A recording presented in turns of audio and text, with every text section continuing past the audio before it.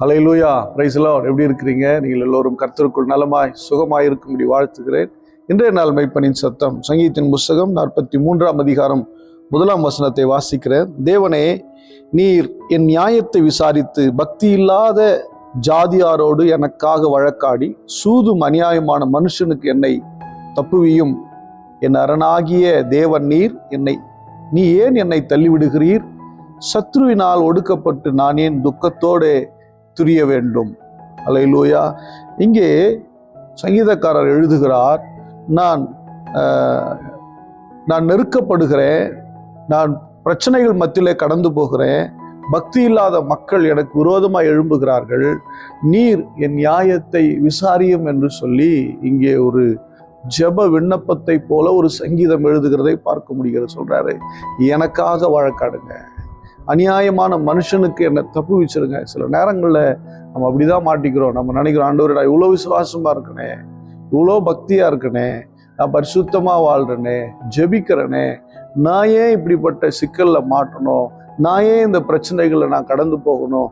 நான் ஏன் துக்கத்தோடு தெரியணும்? புறஜாதி மக்கள் மத்தியில் நான் ஏன் இப்படி நிற்கணும் அப்படின்னு சொல்லி நமக்கு தோன்றும். ஏன்னா கண்பான தேவனுடைய பிள்ளையே, சங்கீதத்தை எழுதின நபருக்கு கூட அப்படிதான் தோணியிருக்கும். ஆனால் அவர் வெளியெங்கேயும் புலம்பாமல் தேவனுடைய சமூகத்தில் கேட்குற, ஆண்டவரை எனக்காக நீங்கள் வழக்காடி இந்த பொல்லாத மனுஷனிடத்திலிருந்து எங்களை தப்புவியும் ஆண்டவரே. என் அரணாகிய தேவன் நீர், எனக்கு வேற யாரும் இல்லை, நீர்தான் என் அரணாகிய தேவன்.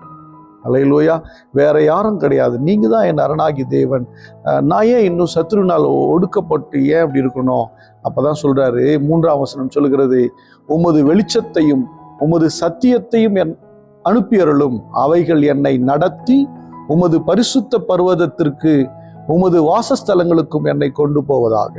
அல்லேலூயா. இப்போ அவர் ஒன்று ஜெபம் பண்ணும்போதே ஒன்று புரிஞ்சிருக்குன்னு நினைக்கிறேன். அதை எழுதும்போது, நீர் உமது வெளிச்சத்தை உமது சத்தியத்தை எனக்கு அனுப்புங்க. அல்லேலூயா. அப்படின்னா நான் நினைக்கிறேன், அவருடைய சிந்தனை இருளடைந்து போயிருக்கிறது. சில நேரங்களில் நம்ம கர்த்தருடைய சமூகத்தை தேடாத போது, அல்லது கர்த்தருடைய சமூகத்தை விட்டு விலகி போகும்போது, அல்லது கர்த்தருக்கு ஏதோ ஒரு விதத்துல பிரியம் இல்லாத இருக்கும்போது நமக்கு என்ன நடக்குதுன்னா, நம்முடைய சிந்தை இருண்டு போகிறது, அந்தகாரம் சூழ்ந்து கொள்ளுகிறது. அதுதான் சொல்றாரு, உமது வெளிச்சத்தை உமது சத்தியத்தை அனுப்புங்க. அல்லேலூயா. ஏன் வெளிச்சம்? வெளிச்சம் என்பது இருளை நீக்கக்கூடியது, சத்தியம் என்பது நம்மை வழிநடத்தக்கூடியது. அல்லேலூயா.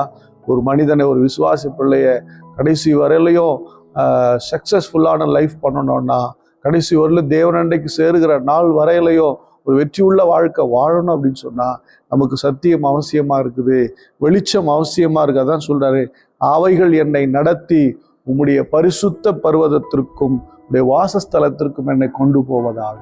அல்லேலூயா.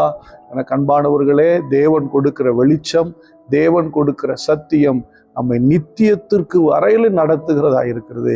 இந்த பூமியில நிறைய பிரச்சனைகளை ஃபேஸ் பண்றோம். பார்க்கும்போது சில நேரம் தோணும், என்னை விட புறஜாதி நல்லா இருக்கானே, நாங்கள் இவ்வளோ பக்தியா இருக்கிறோமே, வசனத்தை அறிஞ்சிருக்கிறோமே, நாங்கள் ஜீவனுள்ள தேவனை ஆராதிக்கிறோமே, எனக்கு ஏன்பா அப்படின்னு நினைக்கலாம். கவலைப்படாத, கர்த்தர் உனக்கு வெளிச்சத்தை அனுப்புகிறார், கர்த்தர் உனக்கு சத்தியத்தை அனுப்புகிறார்.